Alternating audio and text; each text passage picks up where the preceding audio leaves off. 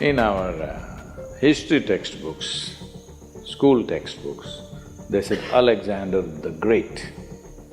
They only got the first name, the middle name, they missed out the last name. His name was Alexander the Great Idiot. But because it was too long, somebody left out the last name. He is dead all the time, but he doesn't want to die. He wants everybody to die, but he doesn't want to die. So one reason he was pushing towards India was he wanted to find a yogi and learn how to become immortal.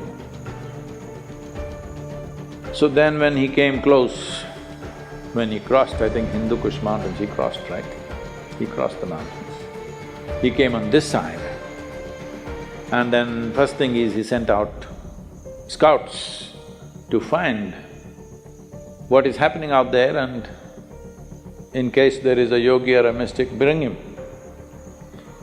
So they were looking out, and then they saw a yogi sitting under a tree with just a loincloth, bare-bodied, blissed out. They went and looked at him and he said, "Hey, you come with us, our Sikandar wants you." The yogi laughed and said, "I'm not going anywhere. I'm right here."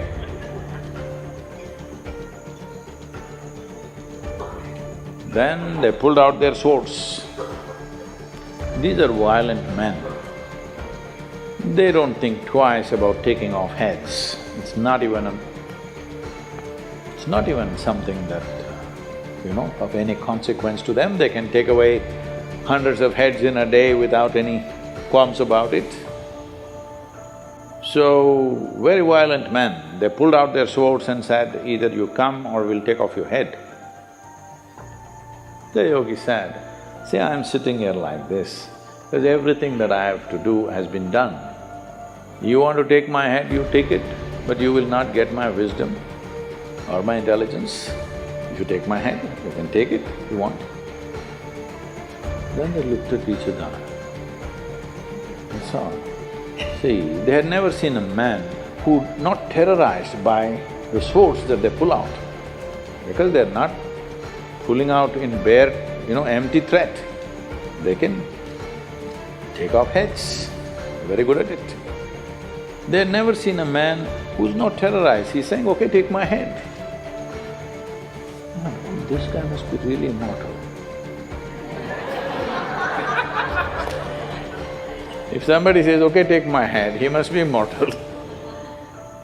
Then they try to coax him, "Please come."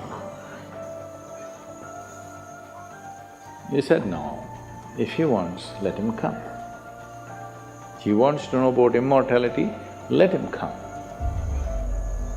Then they said, "Oh, he knows about it, so let's not damage him in any way." And they went back and they told Alexander that, "We found the man, but he's not willing to come.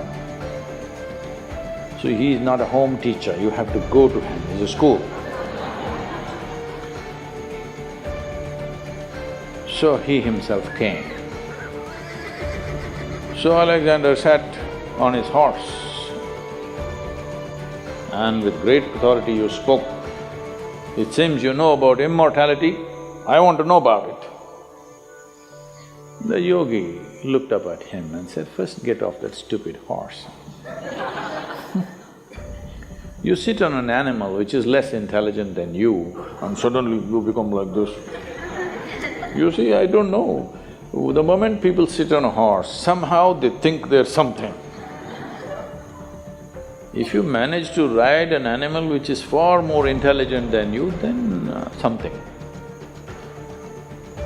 Huh? You ride a dumb four-legged animal, poor thing doesn't like to carry you, but what to do?"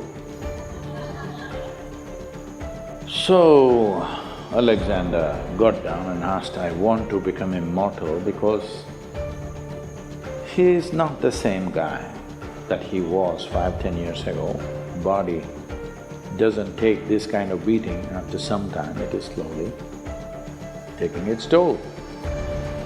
So he said, I want to know about immortality, can you guide me?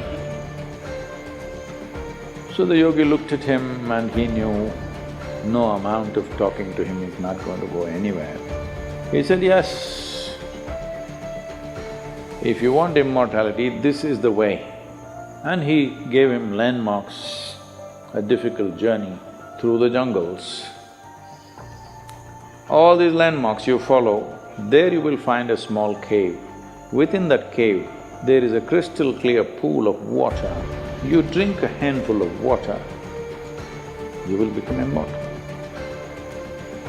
So he started out with his soldiers. Then as he followed, after 3 days, all these landmarks were coming true as it has been described. Then he looked at these 5–6 soldiers who were with him. If these guys also drink, if they become immortal, then how to deal with them? Because all your life you dealt with everything with putting the fear of death into people.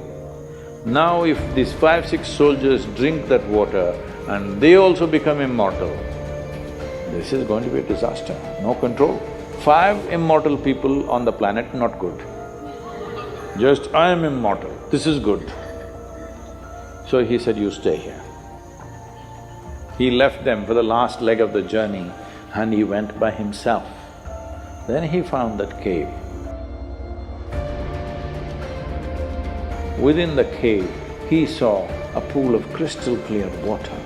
He rushed in and he was about to drink. There was a crow sitting at the other edge of the pool and the crow said, wait. He looked at the crow, fortunately water slips out of your hands, you know. And the crow said, see, I drank this water, I don't know how many million years ago. And now I cannot die. I'm just sitting here endlessly. Just imagine, if you become immortal, you cannot even commit suicide. Hello? I want you to just imagine, this is the worst thing that can happen to you, that you cannot die one day. No relief. I'm sitting here for millions of years, there is nothing I can do. I've seen through generations of my clan, I'm not interested in anything right now, but I cannot die. Do you want my fate?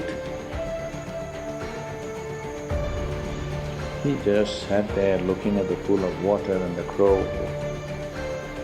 But once he did one intelligent thing, that's the reason why we removed his third name. He walked away without drinking that. And how fortunate are we that he is not anymore here. But he looks like he's taking rebirth in many places